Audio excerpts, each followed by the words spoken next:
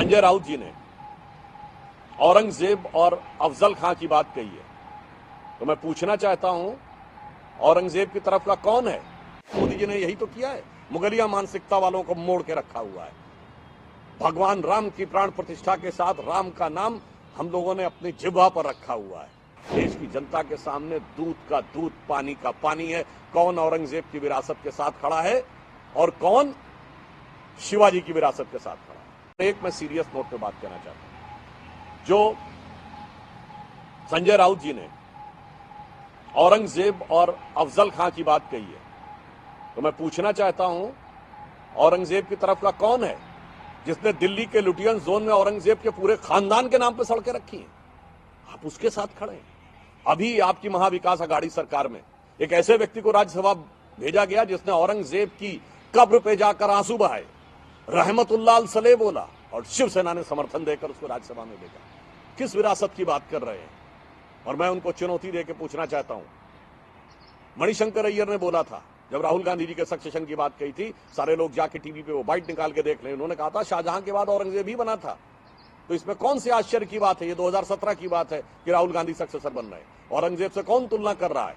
और मैं शिवसेना को, जो कि छत्रपति शिवाजी महाराज की विरासत से निकली बाला साहब ठाकरे जी की विरासत का आधार खो चुकी है, उन्हें मैं चुनौती से पूछना चाहता हूं कि शिवाजी के समय में औरंगजेब के लिए उनके राजकवि भूषण ने यह बात कही थी, आज वो बोल के दिखा दें।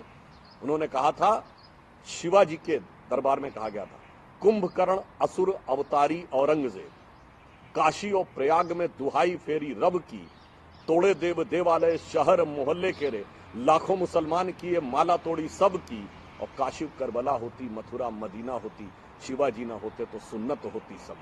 बोलिए, आप बोल सकते हैं? आप उनके साथ खड़े जिन्होंने किताबों में औरंगजेब को महिमा मंडित किया और शिवाजी महाराज के लिए लिखा लूट ऑफ सूरत। इस ढंग के शब्दों का प्रयोग किया। इसलिए मैं कहना चाहता हूं, देश की जनता के सामने दूध का दूध, पानी का पानी है।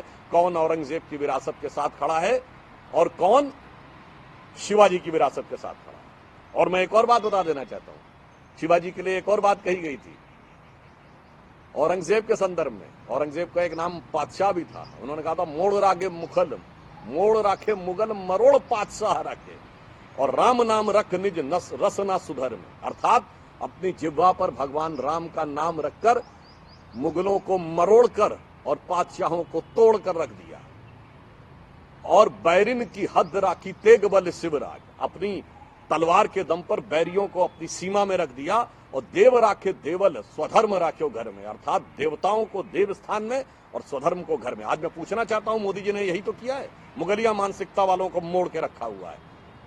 भगवान राम की प्राण प्रतिष्ठा के साथ राम का नाम हम लोगों ने अपनी जिह्वा पर रखा हुआ है।